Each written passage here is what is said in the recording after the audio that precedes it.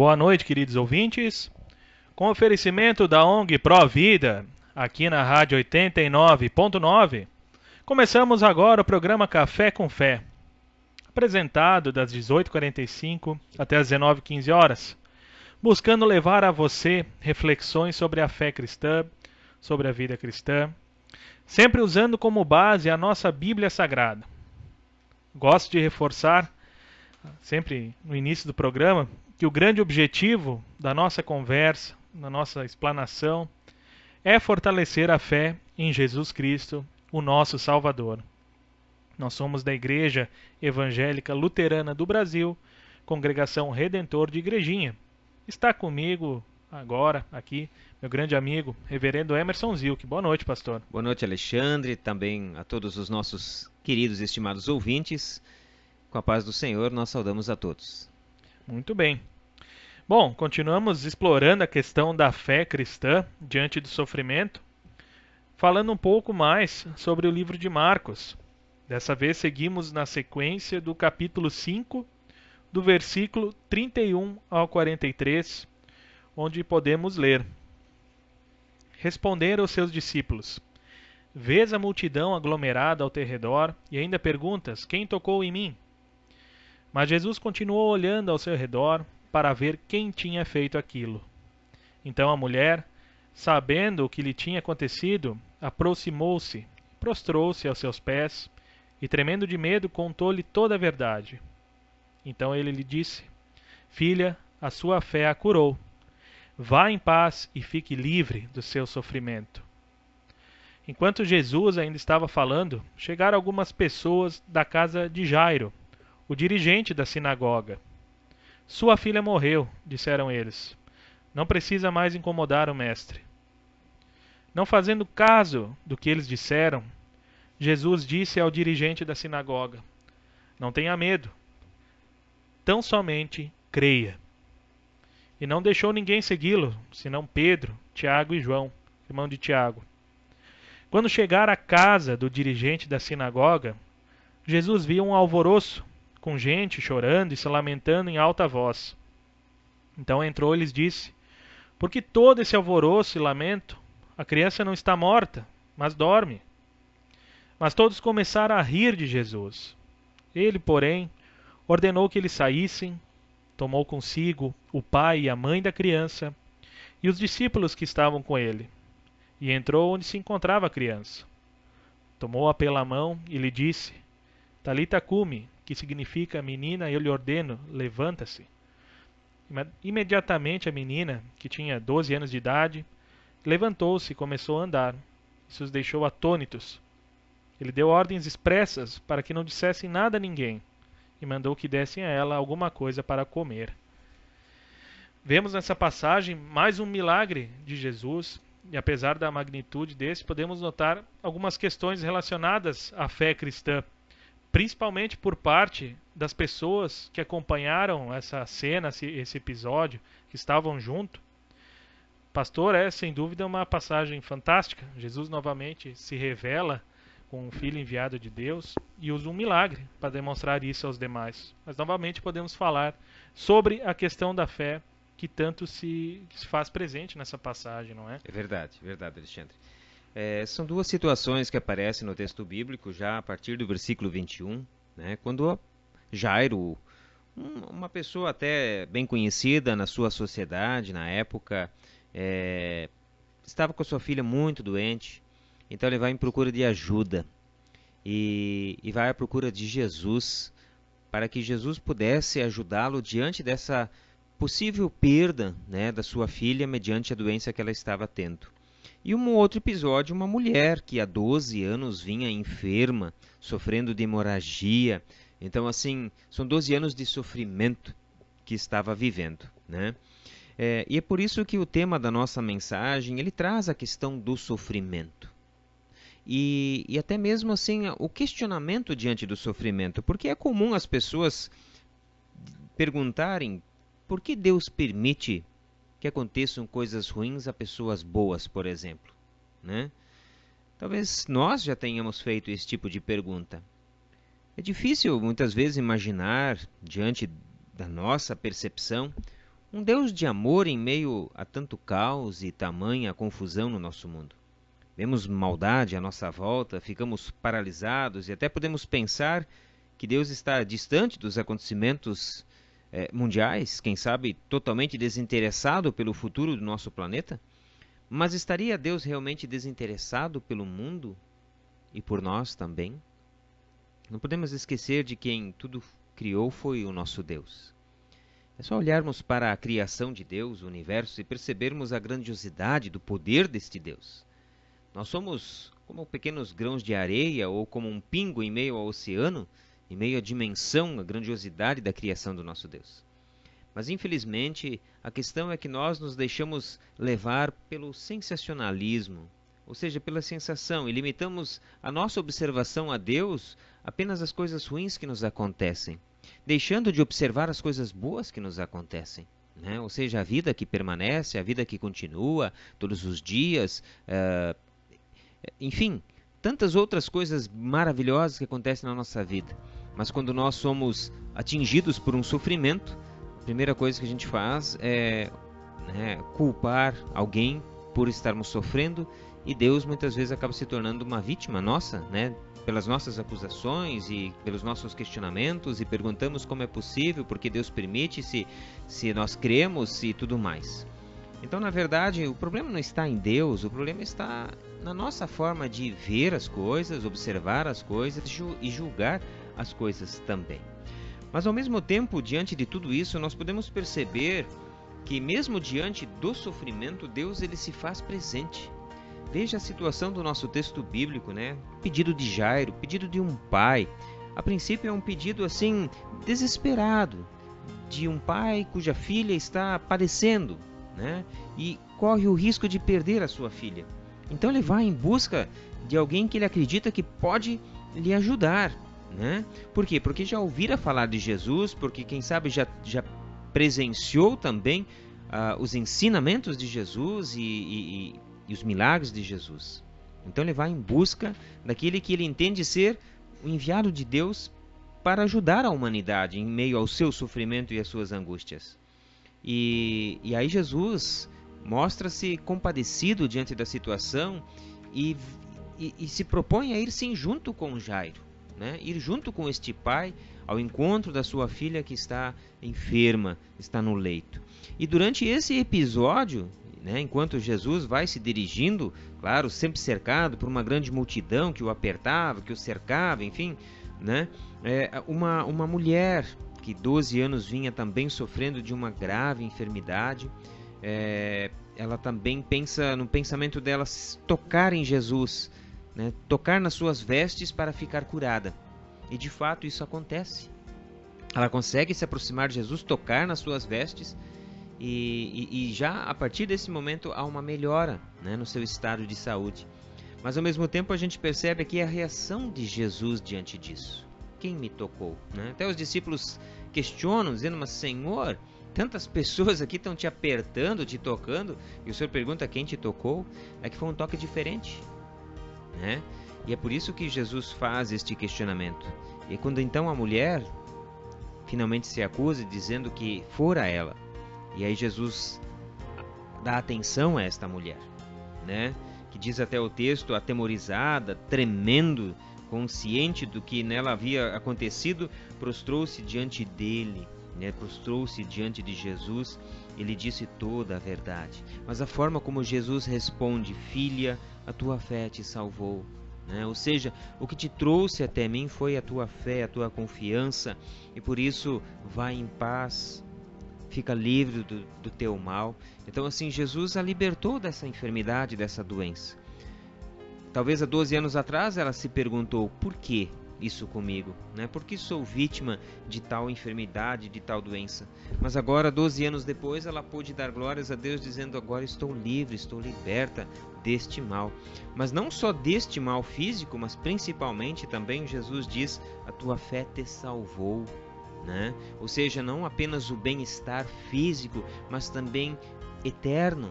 Agora ela estava salva, estava perdoada, o céu lhe foi alcançado, a vida eterna lhe fora alcançada. Então, mais do que um bem físico que Jesus nos ocasiona, né, mediante um milagre que Ele opera na nossa vida, né, mas principalmente a salvação que Ele nos dá em Seu Filho Jesus Cristo. E tem mais, né? Temos mais aí depois a sequência desse nosso estudo, mas vamos fazer um pequeno intervalozinho agora. Alexandre, tem uma pergunta a fazer de repente em relação a isso até agora? Não, deixamos para a volta do intervalo, que com certeza tem muitas questões para a gente debater, falar sobre a fé, sobre a incredulidade que muitas vezes nós temos, mesmo não querendo.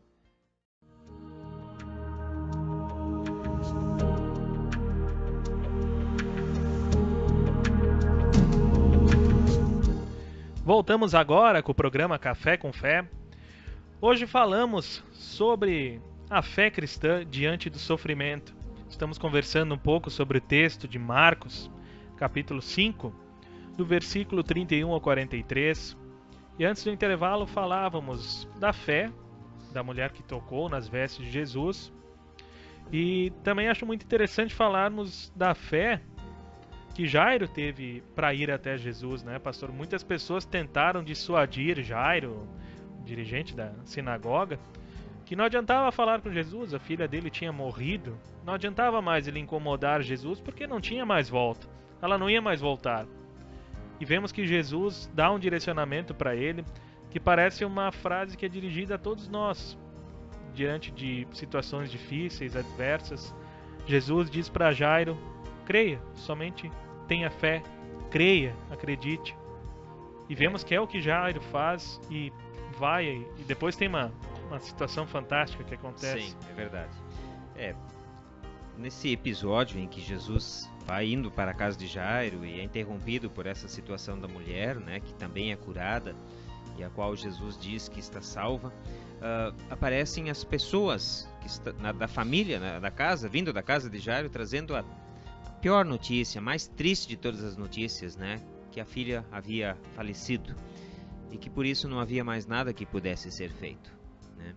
É claro que diante do olhar dos homens, o olhar do ser humano, quando você olha para a morte, nós também entendemos, e está para nós comprovado, né, de acordo com as nossas possibilidades humanas, que realmente não há mais nada que se possa fazer, né? Realmente, nós, diante da morte, não temos absolutamente nada que podemos fazer.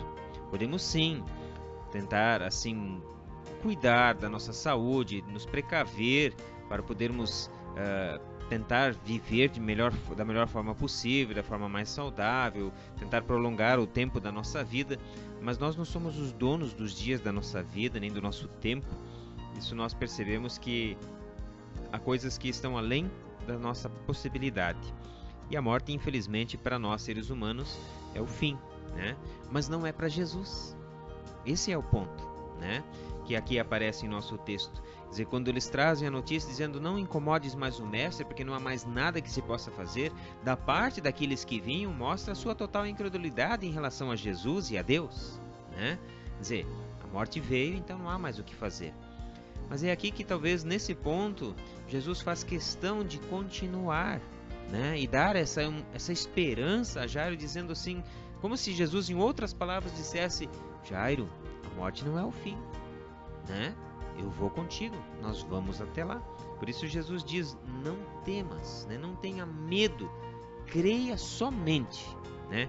Então, o importante é isso, essa confiança plena e absoluta em Jesus, em Deus, naquele que é o Senhor da vida e da morte. E aí, quando Jesus e os seus discípulos vão até lá, diz o texto, né, que chegando à casa do chefe da sinagoga, viu Jesus o alvoroço que se criara, né, pelo falecimento da menina, todos chorando, pranteando, muito tristes com o que acontecera, né, pois havia um pingo de esperança ainda na busca por solução para a enfermidade da menina, mas é como se alguém dissesse assim: já é tarde, não tem mais o que fazer. E até Jesus responde a essa situação toda dizendo assim que a criança não está morta, mas ela dorme. E quando Jesus diz isso, é interessante a reação das pessoas. Elas riram, como se debochassem, dizendo assim: o que você sabe, né? Ela está morta e você vem dizer que ela não está morta, que ela está dormindo, você não sabe de nada. É como se assim as pessoas reagissem a Jesus.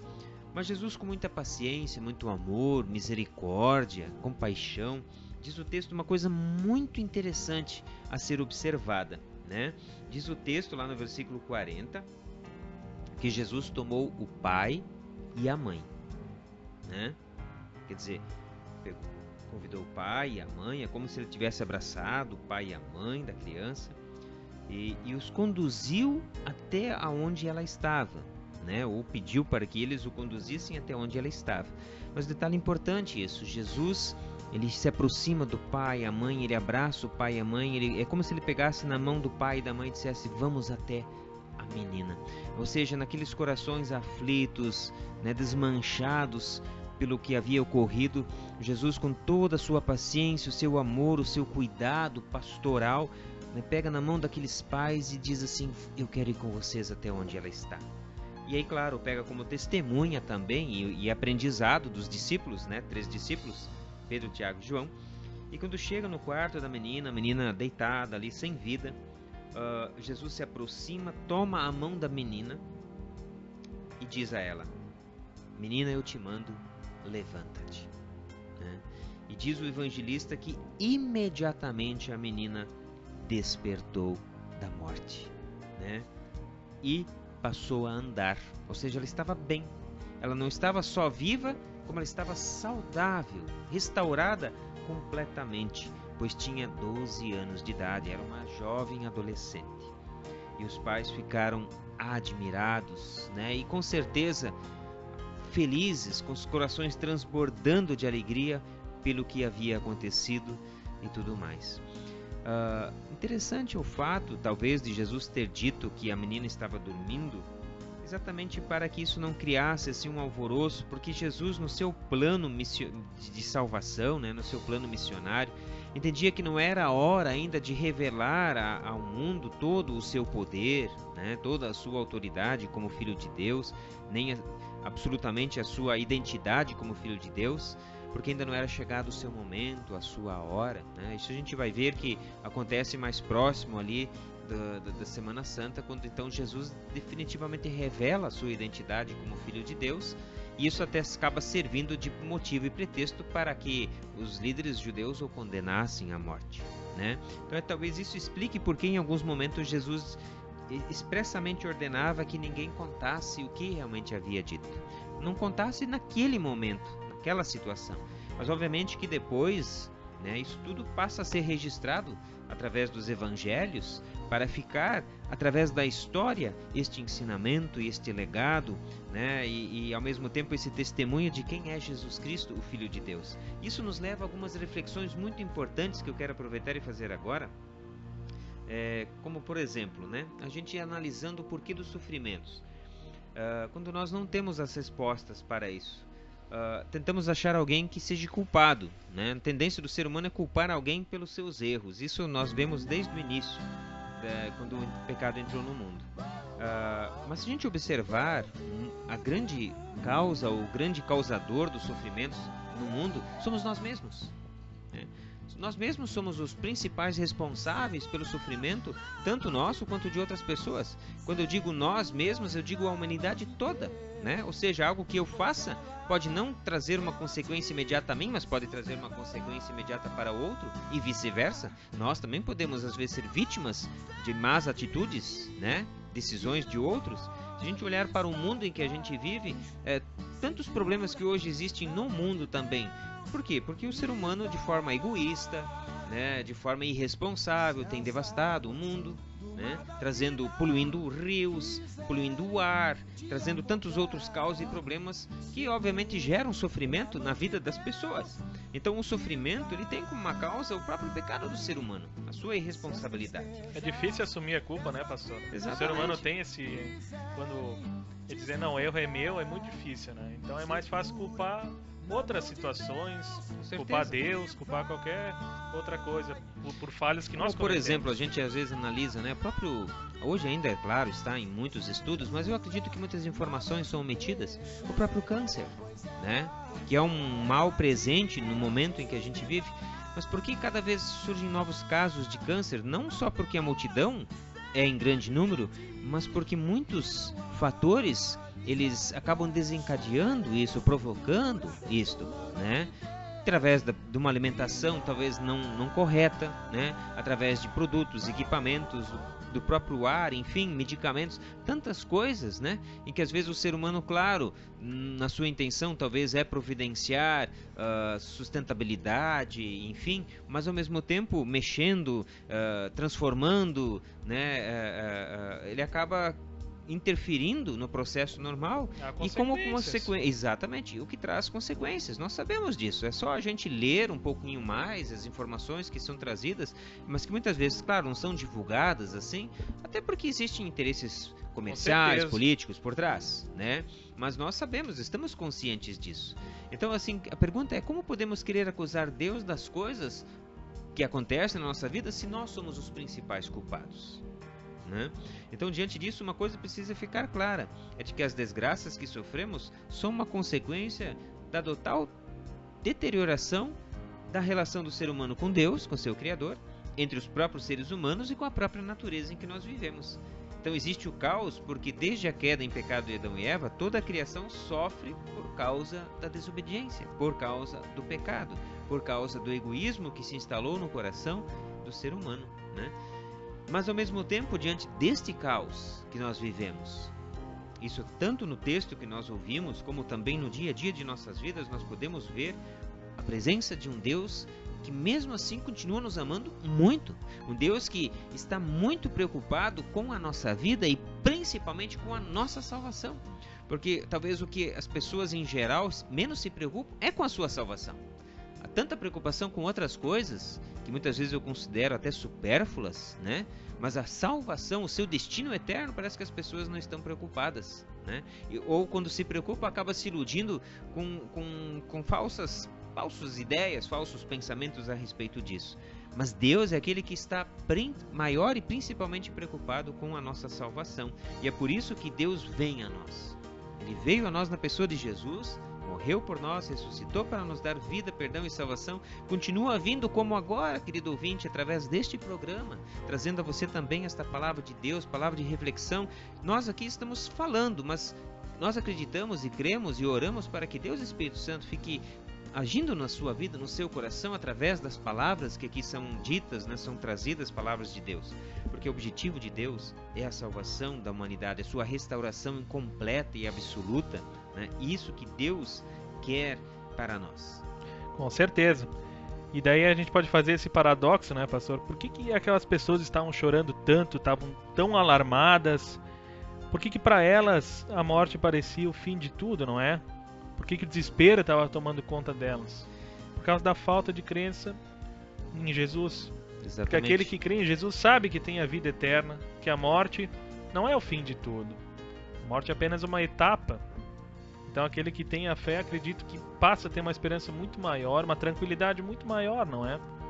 Não sei o que o senhor acha. Não, eu concordo plenamente, é isso que nós ensinamos e talvez, eu não sei, tem pessoas que às vezes dizem frases muito importantes. Eu não sei quem disse e não sei exatamente como essa pessoa disse, mas eu já li muitas frases onde pessoas têm afirmado, né, de que o pior sofrimento que as pessoas sofrem é a falta de fé, né? Ou diante da iminência da verdade, da morte, por exemplo, a pior desgraça é a descrença, né? É a falta de esperança, a falta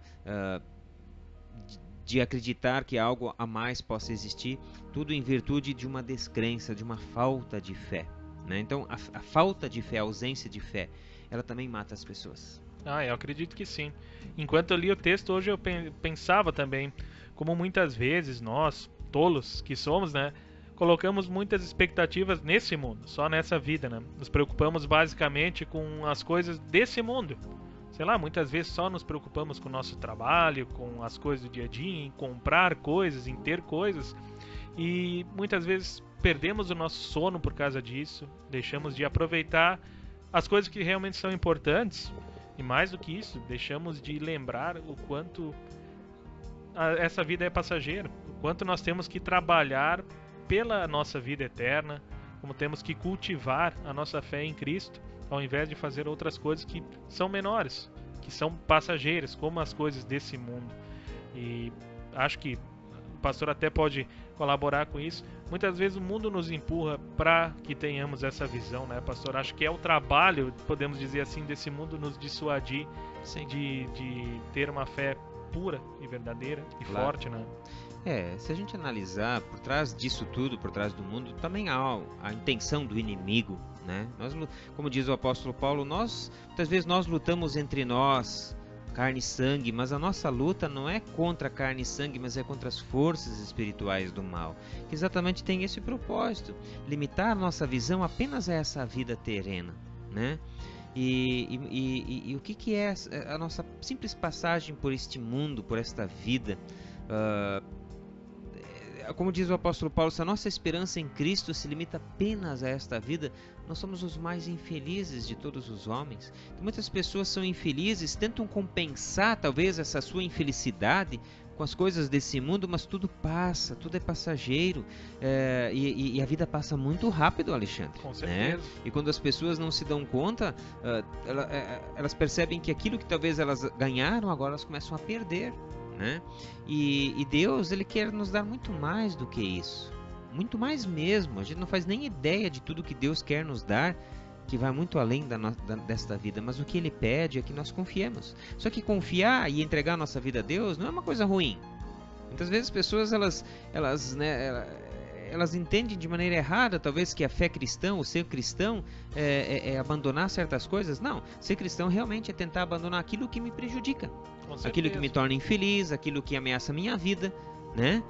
Porque como eu amo minha vida, eu quero aproveitar bem minha vida, mas quero também ser feliz com as coisas boas, né? Com as coisas que promovem a vida e o bem-estar meu e de todas as pessoas. É isso que Deus propõe para nós, né? E viver a esperança da salvação é a coisa mais linda e confortadora que possa existir, né? Na vida de qualquer pessoa. Então não viver só pela razão, mas viver também pela fé, principalmente pela fé. Com certeza. Como diria a passagem bíblica, o justo viverá por fé, né? Isso mesmo. Muito bem. Acho que foi uma conversa bem importante. Porque muitas vezes, diante do sofrimento, como o pastor explanou, nós nos colocamos em dúvida. E não devemos ter confiança. É o momento em que devemos mais ter fé, assim, diante das tribulações, né? E as passagens bíblicas estão aí, a palavra de Deus está aí para nos guiar nesses momentos também. Com certeza. Então, vamos aproveitar e falar um pouco das oportunidades que temos na nossa igreja nesse final de semana de fortalecer a nossa fé, de estudar a palavra e colocar um pouquinho de lenha nessa fogueira que é a nossa fé. Com certeza. E a grande oportunidade para isso, com certeza, é o nosso culto semanal, né? No final de semana, no sábado à noite, às 19 horas, nós temos culto ali na Comunidade Redentor, no bairro Bom Pastor. E também no domingo de manhã, às 8h30, lá no Viaduto, onde é que nós temos a nossa congregação também, no bairro Viaduto. Lá temos também, domingo de manhã, às 8h30. E aproveitar e convidar a todos para o próximo sábado.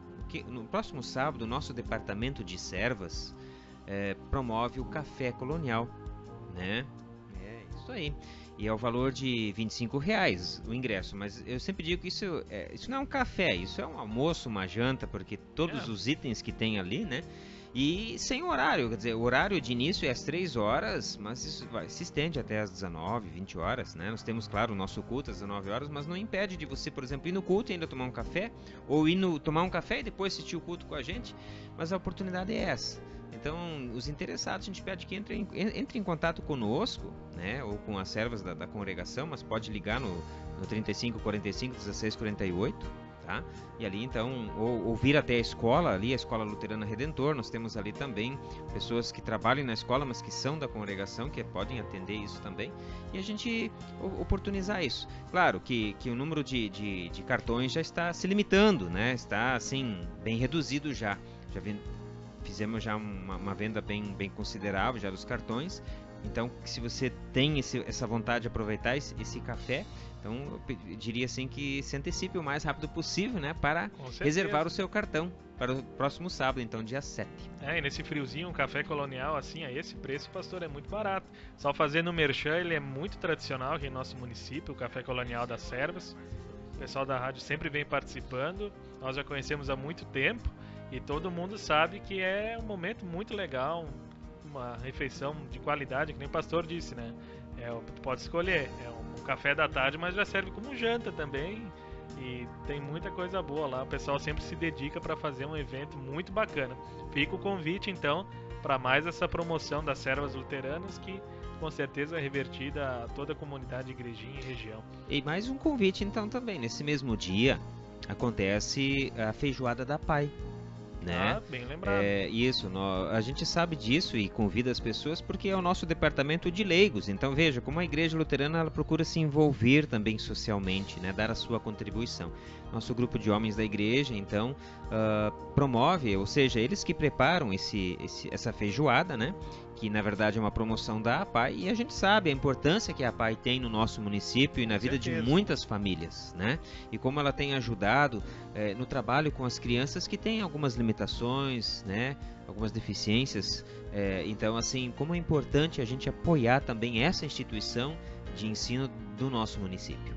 É por aí que vemos a fé das pessoas. E os cartões da feijoada podem ser procurados na própria APAI mesmo, né? Provavelmente vai ser assim retirada, né, no sábado de meio-dia, para que as pessoas possam lá retirar o seu kit de feijoada. A equipe da APAI, sei que também sempre tem um pessoal muito grande vendendo cartões, então sempre há oportunidade de adquirir o seu também. Vale o convite também. Bom é comer uma boa feijoada e tomar um bom café depois, coronel. Vai ser um final de semana bem complicado para quem tenta manter um regime, né, pastor? É verdade. Várias opções. Bom, nós ficamos por aqui, desejando um abençoado final de semana a todos os nossos ouvintes. Retornamos na próxima quinta-feira, às 18h45, aqui no